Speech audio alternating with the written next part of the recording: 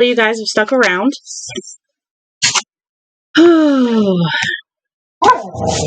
Let me see if...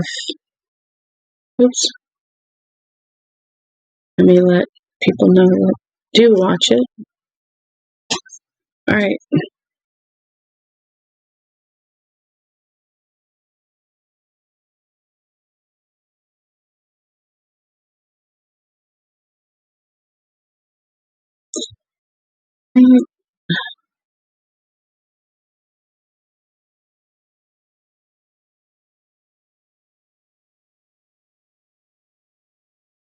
I'm going to read the ending.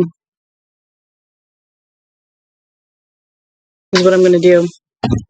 So, let's see how this ends, shall we? I'm excited. So, we know that Johnny blew himself up. Anybody else want to cry? It was sad. But it was good that he killed Tack. Or at least buried him. But it was still sad. This is our last chapter, and it's not as long as the last one. I'm not sure how long it'll be. But, Part 5, Highway 50, excused early.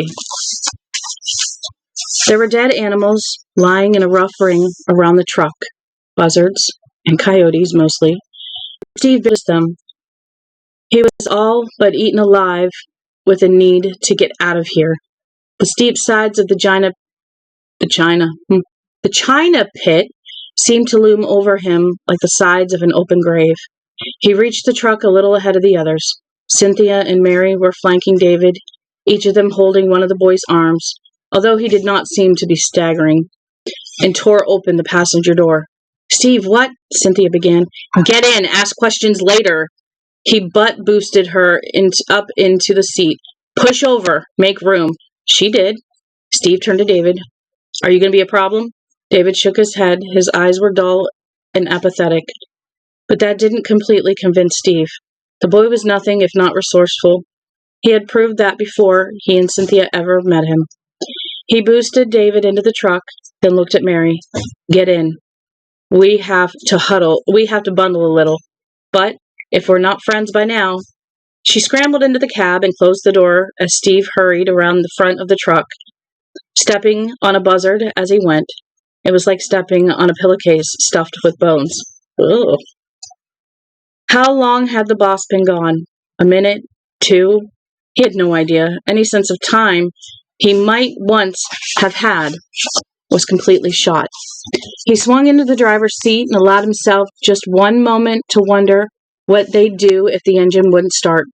The answer? Nothing came at once. He nodded at it, turned the key, and the engine roared to life. No suspense there, thank God. A second later, they were rolling. He turned the Ryder truck in a big circle, skirting the heavy machinery, the powder magazine, and the field office.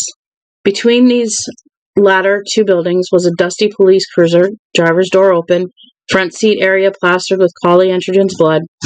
Looking at it, into it, made Steve feel cold and a little dizzy.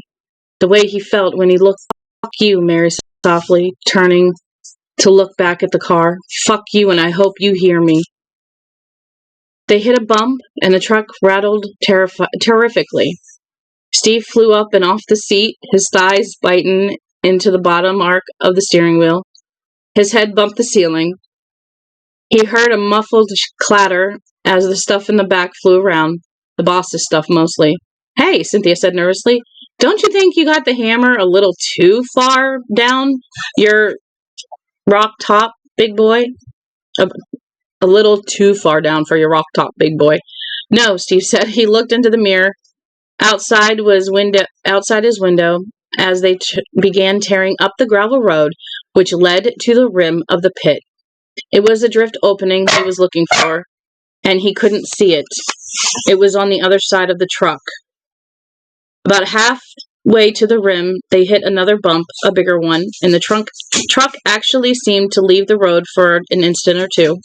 "Hold on. You're in trouble and you know it." The headlights corkscrewed, then dipped as the truck dove deep on its springs. Both Mary and Cynthia screamed. David did not. He sat crooked between them. a life-size doll, half on the seat and half on Mary's lap. "Slow down," Mary screamed. "If you go off the road, we'll go all the way to the bottom. Slow down, you asshole." "No," he repeated, not bothering to add that going off this road, which was as wide as California Freeway, was the least of his worries. He could see the pit rim ahead. The sky above it was now a dark, brightening violet instead of black. He looked past the others and into the mirror outside the passenger window, searching for the dark mouth of the tunnel and the darker well of this china pit.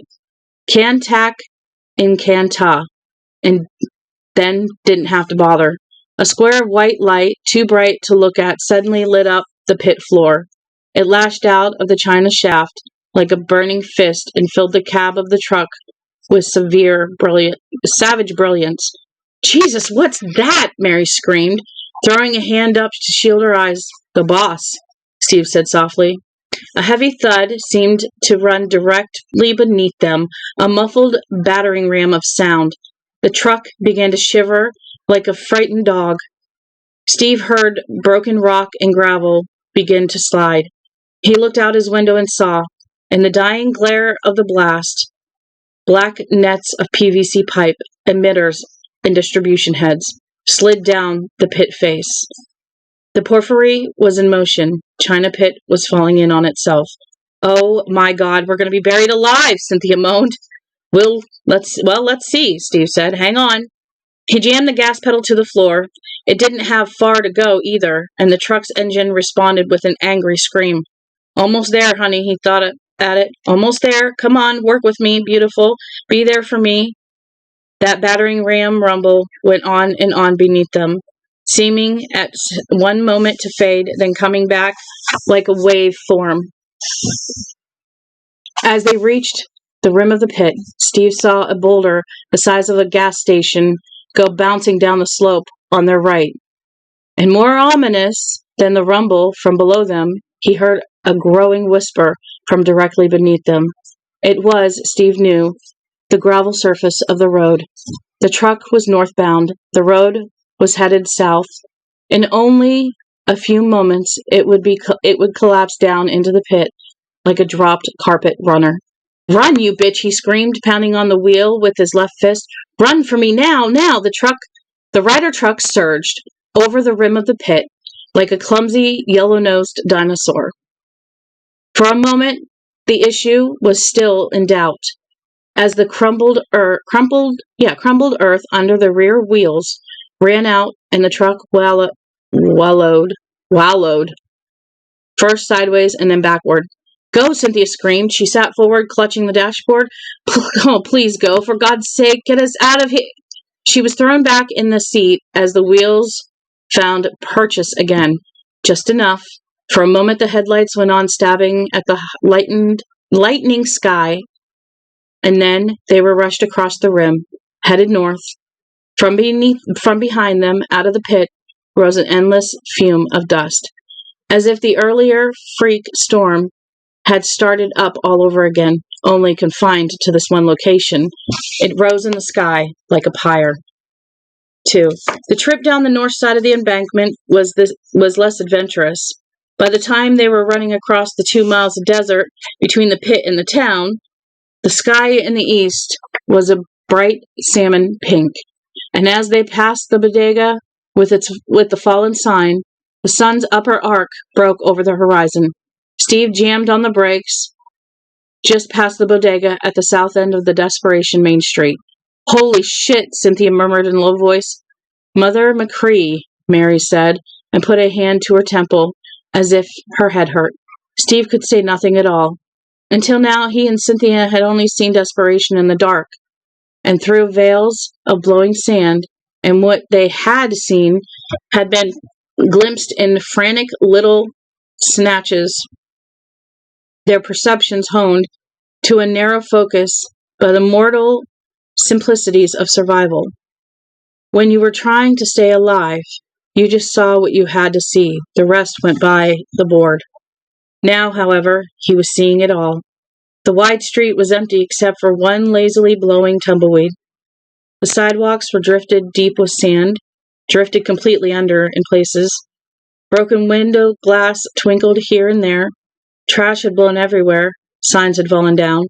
Power lines lay snarled in the street like broken distributor heads, and the American West's marquee now lay in the street like a grand old yacht that has finally gone on the rocks. The one remaining letter, the large black R, had finally fallen off. And everywhere there were dead animals, as if some lethal chemical spill had taken place. He saw scores of coyotes, and from the doorway of Bud Suds there ran a long, curving pigtail of dead rats, some half covered with sand, skirling about in a light morning breeze. Dead scorpions lay on the fallen leprechaun weather vane. They looked to Steve like shipwreck survivors who had died badly on a barren island. Buzzards lay in the street and on the roofs like dropped heaps of soot. And thou shalt set bounds unto the people around about, David said. His voice was dead, expressionless. And you shall say, take heed to yourselves that you go not up into the mount. Steve looked into his rearview mirror, saw the embankment of the China pit looming against the brightening sky, saw the dust still pouring out of its sterile caldera, and shuddered. Go not up into the mount, or touch the border of it. Whosoever toucheth the mount shall be surely put to death. There shall not be a hand touch it, and he shall surely be stoned or shot through. Whether it be beast or man, it shall not live.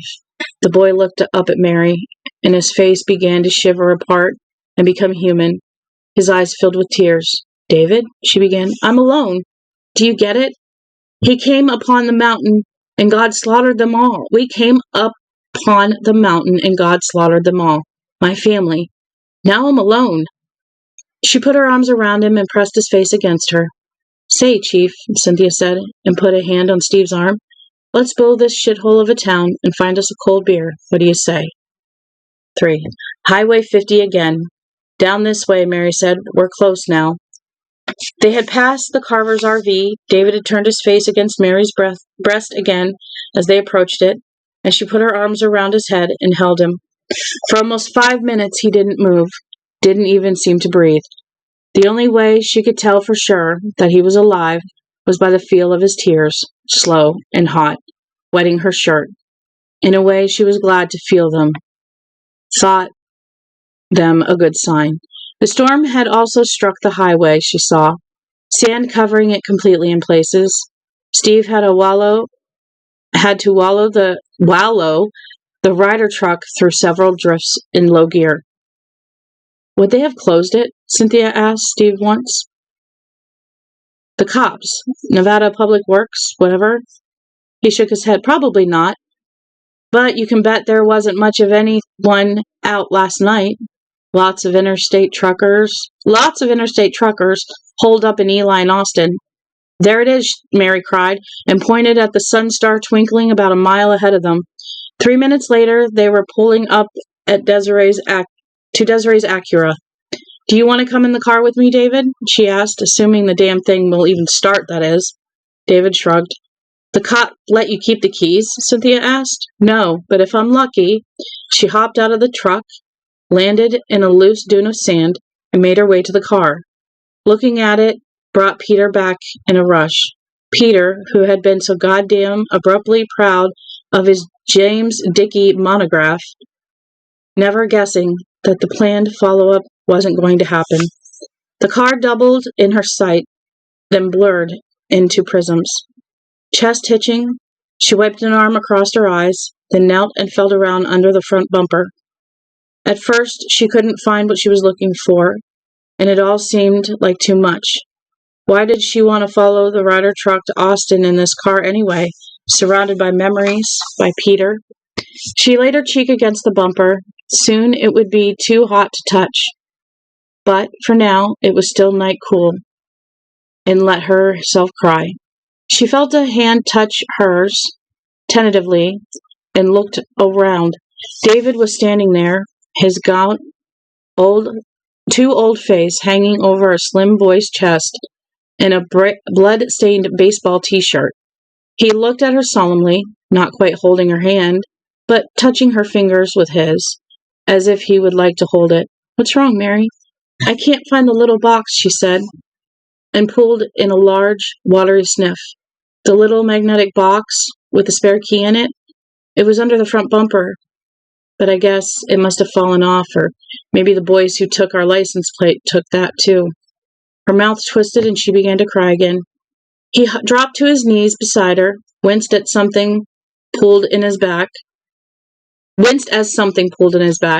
She saw, even through her tears, the bruises on his throat where Audrey had tried to choke him. Ugly black-purple blotches, like thunderheads. "Shh, Mary," he said, and felt along the inside of the bumper with his own hand. She could hear his fingers fluttering in the darkness, and suddenly wanted to cry out, "Be careful, there might be spiders! Spiders!" Then he showed her a small gray box. "Give it a shot, why don't you? If it doesn't start." He shrugged to show it didn't matter much. One way or the other, there was always the truck. Yes, always the truck, except Peter had never ridden in the truck, and maybe she did want the smell of him a little longer, the feel of him. "That's a nice set of cantaloupes, ma'am," he said, and then touched her breast. The memory of his smell, his touch, his voice, the glasses he wore when he drove, those things would hurt, but... "Yeah, I'll come with you," David said. They were kneeling in front of Desiree, oh my God, Deirdre, not Desiree, Deirdre. Finney's car, facing each other that way. "If it starts, that is, and if you want." "Yes," she said, "I do want." 4. Steve and Cynthia joined them, helped them to their feet. "I feel like I'm 108, Mary said. "Don't worry, you don't look a day over 89, Steve said and smiled when she made as if to pop him one. "Do you really want to try making Austin in that little car? What if it gets stuck in the sand?" "One thing at a time. We're not even sure it'll start, are we, David?" "No," David said in a kind of sigh. He was going away from her again. Mary could feel it, but she didn't know what to do about it. He stood with his head bent, looking at the Acura's grill, as if all the secrets of life and death were there, the emotion draining out of his face again, leaving it distant and thoughtful. One hand was wrapped loosely around the gray metal magnet cube with a spare key in it. "If it does start, we'll caravan," she told Steve. "Me behind you. If I get stuck, we'll hop into the truck. I don't think we will, though. It isn't much of a bad car, actually. If my goddamn sister-in-law just hadn't used it as a dope stash."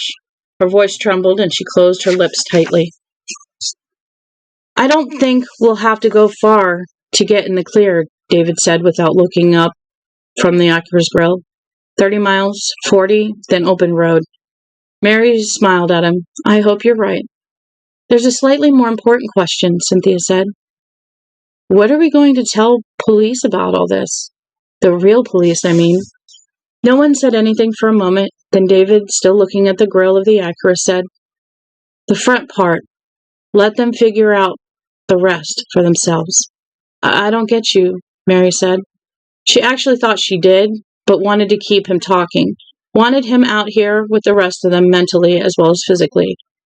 I'll tell about how we had flat tires and the bad cop took us back to town, how he got us to go with him by saying there was a guy out in the desert with a rifle. Mary, you tell about how you stopped you and Peter. Steve, you tell how you were looking for Johnny and Johnny phoned you. I'll say how we escaped after he took my mother away, how we went to the theater, how we called you on the phone, Steve. Then you can tell how you came to the theater too. And that's where we were all night, in the theater. We never went up to the pit at all, Steve mused, testing it, tasting it. David nodded. The bruises on his throat glared at the strengthening sun. Already the day was beginning to grow hot. "Right," he said. And sorry, David, I have to. Your dad. What about him? Went looking for my mom. He wanted me to stay with you guys in the theater, so I did. We never saw anything, Cynthia said. No, not really. He opened the Magna Cube, took out the key inside, gave it to Mary. Why don't you try the engine? In a sec. What are the authorities going to think about what they do find? All the people dead and dead animals, and what will they say? What will they give out? Steve said, there are people who believe in flying saucers crashed not too far from here, back in the 40s. Do you know that? She shook her head. In Roswell, New Mexico, according to the story, there were even survivors, astronauts from another world. I don't know if any of it's true, but it might be. The evidence suggests that something pretty outrageous happened in Roswell. The government covered it up, whatever it was. The same way they'll cover this up. Cynthia punched his arm. Pretty paranoid, Cookie? He shrugged. As to what they'll think, poison gas, maybe. Some weird shit that belched out of a pocket in the earth and made people crazy. And that's not so far wrong, is it? Really? No, Mary said. I think the most important thing is that we all tell the same story, just the way David outlined it. Cynthia shrugged, and a ghost of her old hurt who gives a shit look came over her face. Like, if we break down and tell them what really happened, they're going to believe us, right? Maybe they wouldn't, Steve said. But if it's all the same to you, I'd rather not spend the next 6 weeks taking polygraph tests and looking at ink blots when I could spend them looking at your exotic and mysterious face. She punched his arm again. A little harder this time. She caught David watching this byplay and nodded to him. You think I got a mysterious and exotic face? David turned away, studied the mountains to the north. Mary went around to the driver's door of the Acura and opened it, reminding herself she'd have to pull the seat up before she could drive. Peter had been a foot taller than she. The glove box was open from where she'd been pawing around in it for the registration, but surely the bulb, as small as the one in there, couldn't draw more than a trickle of juice, could it? Well, it wasn't exactly life or death in any. Oh, my Lord, Steve said in a soft, strengthless voice. Oh, my dear God, look. He turned. On the horizon, looking small in the distance, was the north face of the China Pit embankment. Above it was a gigantic cloud of dark gray dust. It hung in the sky, still connected to the pit by a hazy umbilicus of rising dust and powdered earth. The remains of a mountain rising into the sky like poisoned ground after a nuclear blast. It made the shape of a wolf, its tail pointed toward the newly risen sun, its grotesquely elongated snout pointed west, where the night was still draining sullenly from the sky. The snout hung open. Protruding from it was a strange shape, amorphous, but somehow reptilian. There was something of the scorpion in that shape, and of a lizard as well. Can-ta, can-ta. Mary screamed through raised hands, looking up at the shape in the sky, eyes bulging over her dirty fingers, head shaking from side to side in a useless gesture of negation. Stop, David said, and put his arm around her waist. Stop, Mary. It can't hurt us, and it's going away already. See? It was true. The hide of the sky wolf was tearing open in some places, appearing to melt in others, letting the sun shine through in long golden rays that were both beautiful and somehow comical. The sort of shot you expected to see at the end of a Bible epic. I think we ought to go, Steve said at last. I think we never should have come in the first place, Mary said faintly, and got into the car. Already she could smell the aroma of her dead husband's aftershave. 5. David stood watching as she pulled the seat forward and slipped the key into the ignition. He felt distant from himself, a creature floating in space somewhere between a dark star and a light one. He thought of sitting at the kitchen table back home, sitting there and playing slapjack with the pie. He thought he would see Steve and Mary and Cynthia, nice as they were, dead and in hell for just one more game of slapjacks in the kitchen with her. Pie was with a glass of crayon apple juice, him with a Pepsi, both of them giggling like mad. He would see himself in hell, for that matter. How far could it be, after all, from desperation? Mary turned the key in the ignition. The engine cranked briskly and started almost at once. She grinned and clapped her hands. David, ready to go? Sure, I guess. Hey, Cynthia put a hand on the back of his neck. You're all right, my man. Are you all right, my man? He nodded, not looking up. Cynthia bent over and kissed his cheek. You have to fight it, she whispered in his ear. You have to fight it, you know. I'll try, he said, but the days and weeks and months ahead looked impossible to him. Go to your friend Brian, Johnny had said. Go to your friend and make him your brother. And that might be a place to start, yes. But after that, there were holes in him that cried out in pain and would go on crying out for so much of the future. One for his mother, one for his father, one for his sister. Holes like faces, holes like eyes. In the sky, the wolf had gone except for a paw and what might have been perhaps the tip of a tail. Of the reptilian thing in its mouth, there was no sign. We beat you, David whispered, starting around to the passenger side of the car. We beat you, you son of a bitch. There's that. Tack, whispered a smiling, patient voice far back in his mind. Taka-la, Taka-wan. He turned his mind and heart from it with an effort. Go to your friend and make him your brother. Maybe, but Austin first, with Mary and Steve and Cynthia. He intended to stay with them as long as possible. They, at least, could understand, and in a way no one else would ever be able to. They had been in the pit together. As he reached the passenger side door, he closed the small metal box, slipped it absently into his pocket.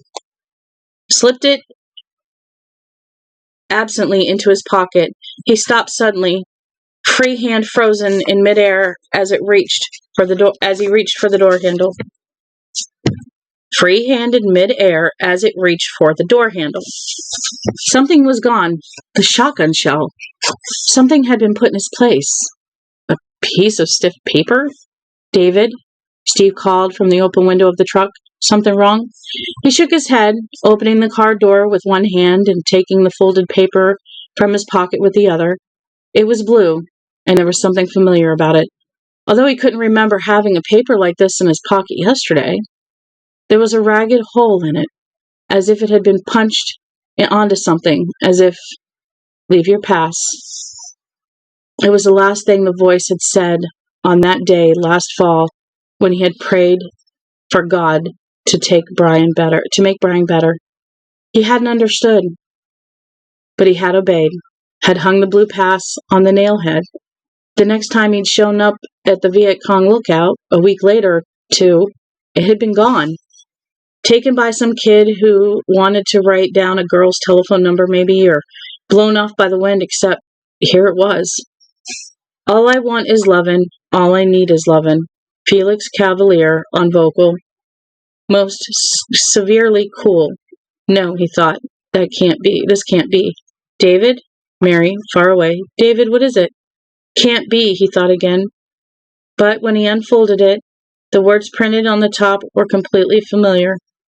West Wentworth Middle School, 100 Villand Avenue. Then, in big black tabloid type, excused early. And last of all, parent of excused student must sign this pass. Parent pass must be returned to attendance office. Except now, there was more. A brief scrawled message below the last line of printing. Something moved inside him. Some huge thing. His throat closed up, then opened to let out the long, wailing cry that was only grief at the top. He swayed, clutching the Acura's roof, lowered his forehead to his arm, and began to sob. From some great distance, he heard the truck doors opening, heard Steve and Cynthia racing toward him. He wept. He thought of Pie, holding her doll and smiling up at him. He thought of his mother, dancing to the radio in the laundry room, with the iron in her hand, laughing at her own foolishness. He thought of his father sitting on the porch with his feet cocked up on the rail, a book in one hand and a beer in the other, waving to him as he came home from Brian's, pushing his bike up the driveway toward the garage in the thick twilight. He thought of how much he had loved them and how much he would always love them. And Johnny standing on that dark edge of the china shaft, saying, "Sometimes he makes us live." David wept with his head down and the excused early pass now crumpled in his closed fist. That huge thing still moving inside him, something like a landslide. But maybe not so bad. Maybe in the end, not so bad. "David?" It was Steve shaking him. "David!" "I'm all right," he said, raised his head and wiped his eyes with the shaking hand. "What happened?" "Nothing. I'm okay. Go on. We'll follow you." Cynthia was looking at him doubtfully. "You sure?" He nodded, then went back, looking over their shoulders at him. David was able to wave. Then he got into the Acura and closed the door. "What was it?" Mary asked. "What did you find?" She reached for the folded piece of stiff blue paper, but David held it in his own hand for the time being. "Do you remember when the cop threw you into the holding area where we were?" he asked. "How you went for the gun?" "I'll never forget it." "While you were fighting with him, a shotgun shell fell off the desk and rolled over to me. When I had a chance, I picked it up. Johnny must have stolen it out of my pocket when he was hanging on to me in the mine shaft after my dad was killed. Johnny used the shell to set off the info. And when he took it out of my pocket, he put this in." "Put what in? What is it?" "It's an excused early pass from my school back in Ohio. Last fall, I poked it on a nail in a tree and left it there." "A tree back in Ohio last fall?" She was looking at him thoughtfully, her eyes very large and still. "Last fall?" "Yes, so I don't know where he got it, and I don't know where he had it. When he was in the powder magazine, I made him empty out all his pockets. I was afraid he might have picked up one of the cantas. He didn't have it then. He stripped right down to his underwear, and he didn't have it then." "Oh, David," she said. He nodded and handed the blue pass over to her. Steve will know if this is his handwriting," he said. "I bet you $1 million it is. David, stay ahead of the mummy. 1 John 4:8. Remember?" She read the scrawled message, her lips moving. "I bet $1 million of his own that it's his. If I had $1 million. Oh, I'd bet $1 million of my own if I'd bet $1 million of my own that it's his if I had $1 million," she said. "Do you understand the reference, David?" David took the blue pass, of course. 1 John chapter 4, verse 8. God is love. She looked at him for a long time. "Is he, David? Is he love?" "Oh, yes," David said. He folded the pass along its crease. "I guess he's sort of everything." Cynthia waved. Mary waved back and gave her a thumbs up. Steve pulled out. Mary followed him, the Acura's wheels rolling reluctantly through the first ridge of sand and then picking up speed. David put his head back against the seat, closed his eyes, and began to pray. Bangor, Maine, November 1st, 1994 to December 5th, 1995. Why are you pointing a cat's butt at me? Sit Ty. What are you doing, bud? What are you doing? What are you doing? What are you doing? Come here. What are you doing, buddy? What are you doing? Oh my God, you are such a tubby. You know, for a Tom, you are the biggest cat we have, and yet Boots is bigger. And yet you're just bigger. Look at you. Are you chilling? Harley wants to sniff you. You're not freaking out, but his ears are like, "Oh my God, what is this person doing to me?" Do you need to go outside? All right, give me that hair that's in your eyeball. All right, go ahead and take him. Harley, no. Take him before he freaks out on me. 1, 2, 3. Got him? Okay, I got her. Stop. Stop. You know better. Yes, you do. You know better. Your collar's twisted somehow. How in the heck is it twisted like that? How in the world? That's why. Here, let me fix it. Collar's all twisted there. Probably bothering you. Oh, roar, roar, roar, roar. Are you mad? Are you done licking your mama's ears to death? Okay, I fixed her collar. I'm not sure what you guys think. I really liked it. I think it's really a good book. It was a lot of horror, a lot of thriller. There was drama. There was just a little bit of romance between Steve and Cynthia, even though there wasn't. There was adventure. So the book is pretty much a lot of things at once, if you really want to put it out there. I really like it. I will read it again, I do believe. Yes, yes, yes. All right, I am going to go. I have to take my puppies out because she's screaming at me. And then I got one here. So I shall see you guys later. Hopefully the dog barking isn't bugging your ears. Love you guys. Thank you for sticking with me. Thank you for being here. Thank you for following. And if not, thank you for just being here and watching. So we will see you guys again soon. Love y'all. Bye.